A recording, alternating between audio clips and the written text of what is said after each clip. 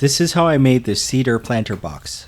This entire project is made from cedar fence pickets, which I cut down to size on the miter saw. I set my table saw to cut very shallow grooves into the face of the board. It gives the appearance that the box is constructed from individual slats. To assemble the box, I'm using construction adhesive and 18 gauge brad nails.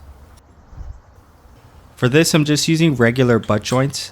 And for reference, those small pieces are 4 inches long and the long pieces are 36 inches long.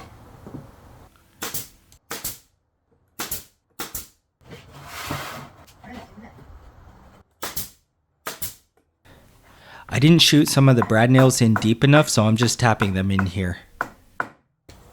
The legs are made up of 2 pieces. One piece is wider than the other by the thickness of the material. The wider piece overhangs the edge of the box, and the smaller piece butts up against it.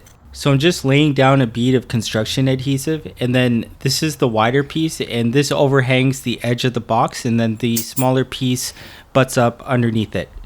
And then I just nail it in with some brad nails. These fence pickets, they come with a roundover on the end, so I'm just mindful to keep all of the roundovers facing the right direction. It just looks better. Here's a closer view of how the 2 leg pieces overlap the edge of the box. I laid down some construction adhesive on the top edge of the box, and then I made sure to get the top of the legs as well. I like using this stuff over wood glue sometimes because it's quite grippy.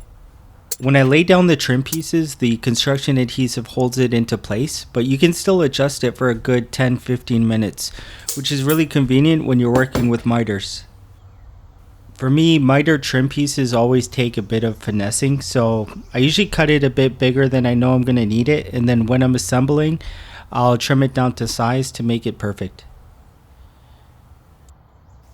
So this thing is called a miter spring clamp, and trim carpenters use this to hold miters together while they're installing trim, and when they're doing glue ups for trim. So I flipped the box over and then I added a bottom piece.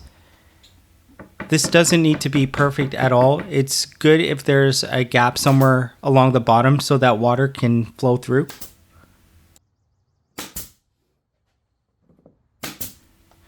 And at this point, it's pretty much done. The only thing left to do is to apply a finish. So I took it outside and I am going to apply some tung oil. Tung oil and cedar, they go together perfectly. It brings out the natural tones of the wood and it makes it look stunning.